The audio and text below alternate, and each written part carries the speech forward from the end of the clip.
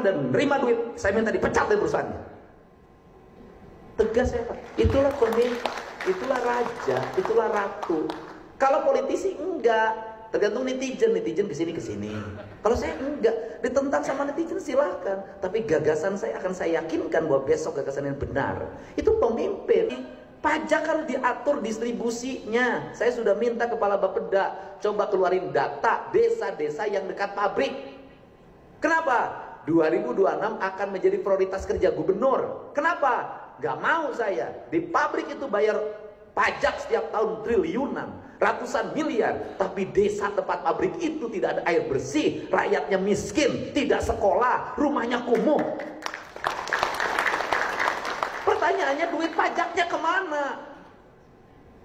Kan harus balik. Ke siapa? Ke tempat dia berada. Makanya saya nggak setuju. Cuman para pengusaha juga, perusahaan juga begitu kelakuannya. Giliran susah ke gubernur, giliran ada yang demo saya yang harus ngadepin. Pencemaran lingkungan kita harus jagain, infrastruktur saya harus bangunin. Giliran pajak, bayar pajaknya di tempat lain. Kan nggak bener juga, Pak. Bapak punya perusahaan besar di Jawa Barat. Buang limbahnya di sini, pencemaran udaranya di sini, pencemaran airnya di sini, ngambil air bawah tanahnya di sini, tiap hari lewatin infrastruktur di sini.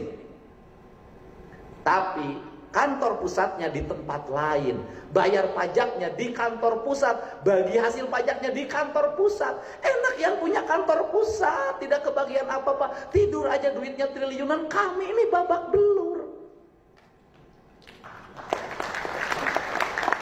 Terus kami harus ngebangun dari mana?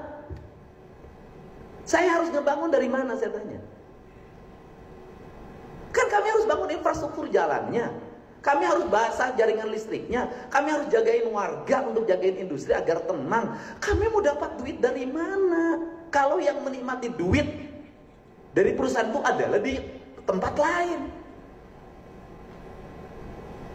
Terus makna bahwa industrialisasi ditambah lagi yang kerjanya bukan orang situ juga, dari tempat lain juga. Terus adanya industri buat apa? Tidak melahirkan pertumbuhan, merusak infrastruktur, membuat pencemaran. Ya lebih baik udahlah jadi pertanian aja, tinggal di gunung hidup tenang, daripada jadi kawasan industri. Lurah-lurah juga kayaknya sebentar waktu pembebasan tanah. Nah, ini kan harus dibenerin juga. Artinya para pengusaha harus mengkonsolidasi juga. Oke, rakyat aku jagain, aku belain perusahaan. Oke, industri infrastruktur saya bangun. Saya berkomitmen menjadi gubernur ini dengan baik, melayani industrialisasi dengan baik. Saya bersedia mewakafkan diri dengan baik. Tapi pengusaha juga harus menghargai. Pada siapa? Pada tokoh-tokoh lokal yang ada di situ. Kadang-kadang kalau sudah mainannya di tempat lain, sudah punya backingan sana sini, kita ini nggak dianggap.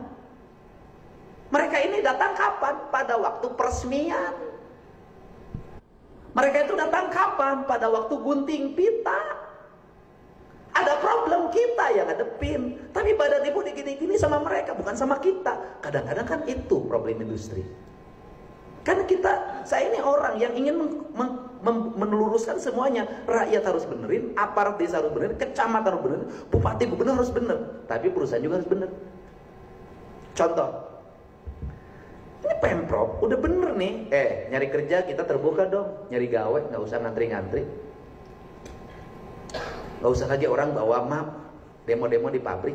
Saya tadi telepon pabrik yang ngadu pada saya, ada kelompok orang lah mengatasnamakan lembaga, ngancam. Saya bilang besok saya datengin, saya begitu.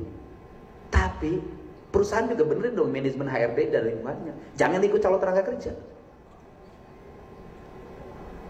Dan terbuka sama kita ketika dibuka nyari gawe, ikut dong daftar. Artinya, Anda semua meminta birokrat bersih, bebas KKN. Tapi di perusahaan juga, manajemen personalia yang menerima karyawan dan menerima duit, saya minta dipecat dari perusahaannya. Tegas ya Pak.